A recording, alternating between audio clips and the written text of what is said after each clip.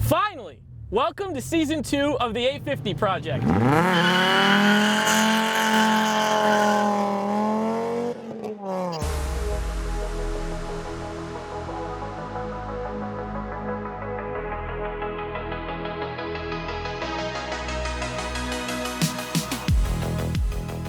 Finally, Season 2 of the 850 project is here, and today we're somewhere really special. We are at the FCP Euro Proving Grounds at Lime Rock Park. And we're going to be using the Proving Grounds throughout Season 2 to baseline, test, refine, and improve the 850.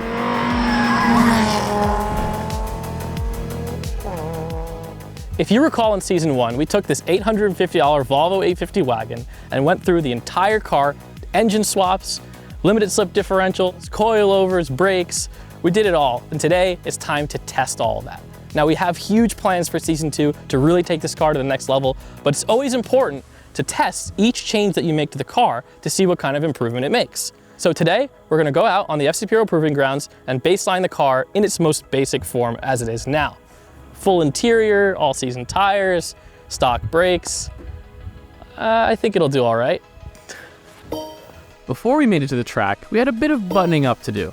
After having put about 1,500 road miles on the car since the swap, there were a few things that needed some attention before we attempt to thrash this thing around the Proving Grounds. Wait, you're not Corey. Nate. You're not Nate either.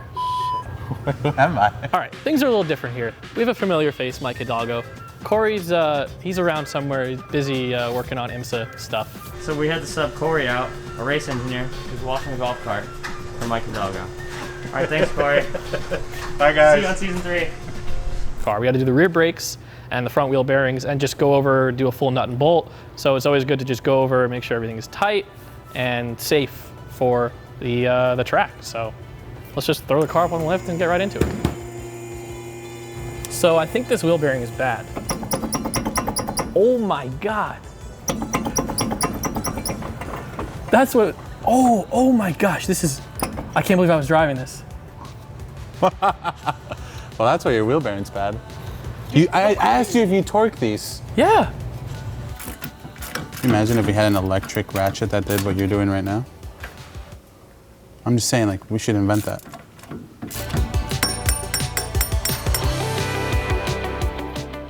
All right. It looks the same as the other one. Looks fine. It's not fine. Yeah, I think that bearing was completely shot, but nothing a quick trip into the warehouse wouldn't solve.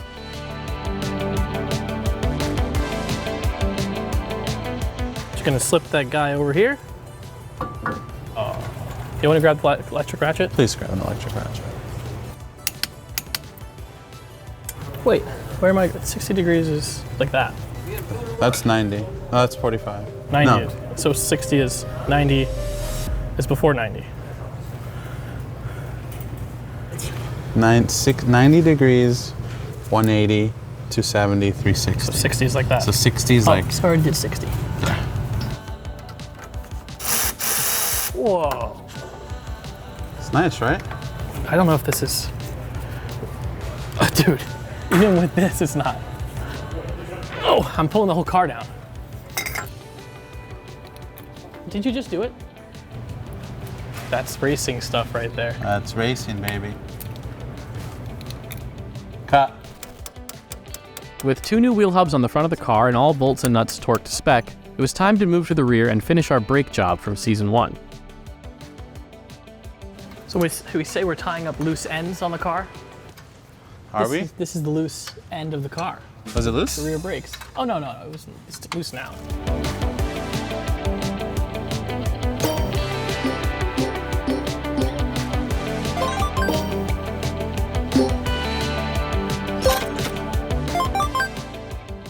In Season 1, we upgraded our front brakes to the 302mm rotors from a P80 V70R.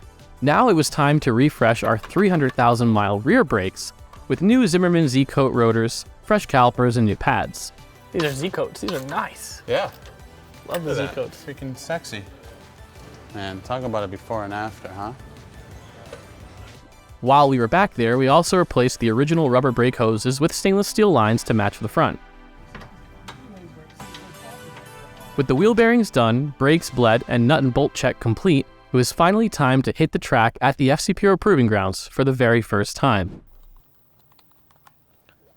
Man, don't you wish building your car in real life was just as easy as a video game? Well, at FCP Euro, it can be. With thousands of parts and a massive library of DIYs, you can tackle any job on your European car. Now, back to the game.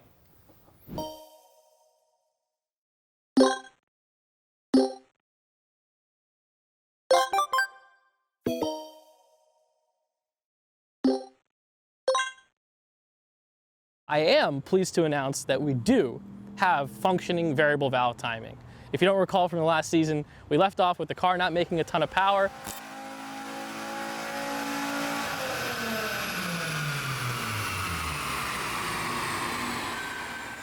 Variable valve timing was not working, and it is working now, and I can tell you it is making more power. We have not gone to the dyno, we don't know how much power it makes, but it's making more power, and it will make more power by the end of the season. That said, let's get the car out on the FCP Euro Proving Grounds and see what it does.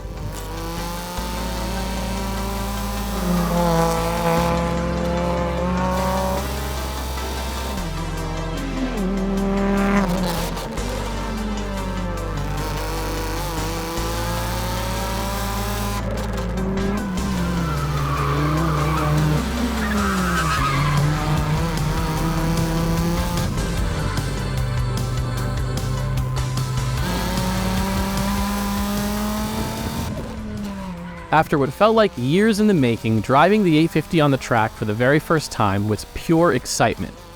With both the 5-cylinder and my tires screaming away, it wasn't exactly fast.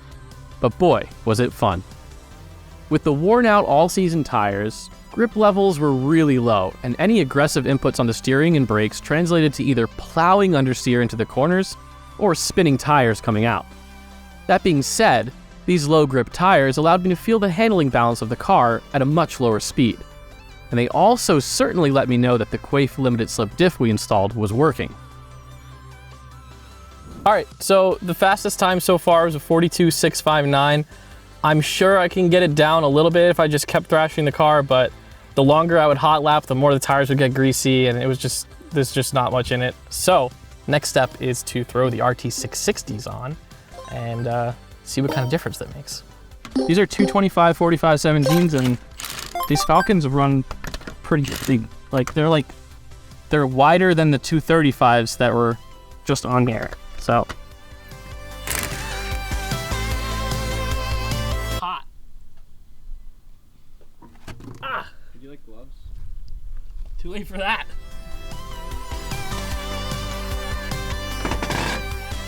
Oh, you're my God. Look at that thing. Come on, that looks sick. Wow. Now it looks proper. After mounting up the Team Dynamic Motorsport wheels wrapped in Falcon RT660 tires, I could not wait to head back out and see what kind of difference it made. So plans are get them nice and hot, and then we'll go out for a flyer.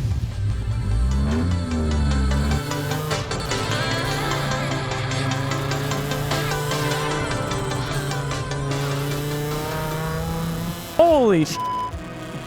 It's a freaking different car! Oh my god! Wow!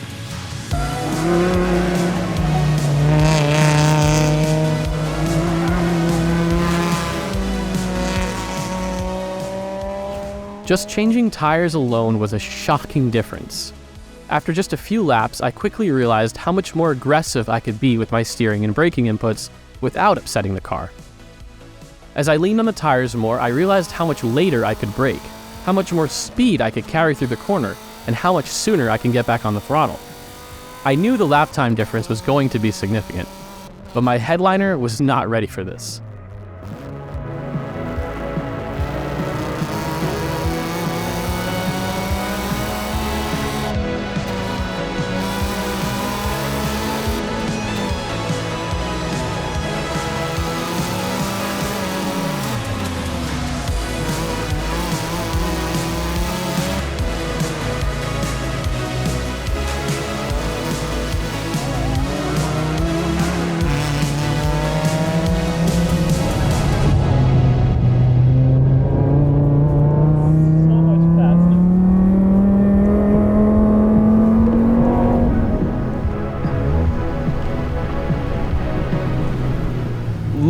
just throwing tires on the car, we went from a 42.6 to a 40.1. I'm sure if we keep going out there, we can get that down. I'm still learning the car, but next time we come out here, sub 40s, 100% sub 40s. I mean, from here on, from this point on, like, you know, time, little bit is a lot, right? And tires, 2 seconds on just tires is unbelievable, but it really shows how important tires are. But what's also really important is a proper alignment, you know, dialing in the camber, the toe, getting the car to turn in better. And that's what we're gonna do. So in the next episode, we're gonna dial in the alignment, take some weight out of this thing. The car was getting a little hot. If you just kept hot lapping it, you know, it was getting warm. So we're gonna do some cooling system upgrades. We're gonna do a lot of things to improve this car, refine it, and we're gonna get back out here and get a sub 40. I'm a little speechless right now. It kind of feels surreal, like just being able to thrash this car. It didn't break. That's always a win, you know? We can make it better. So join us on this journey of season 2.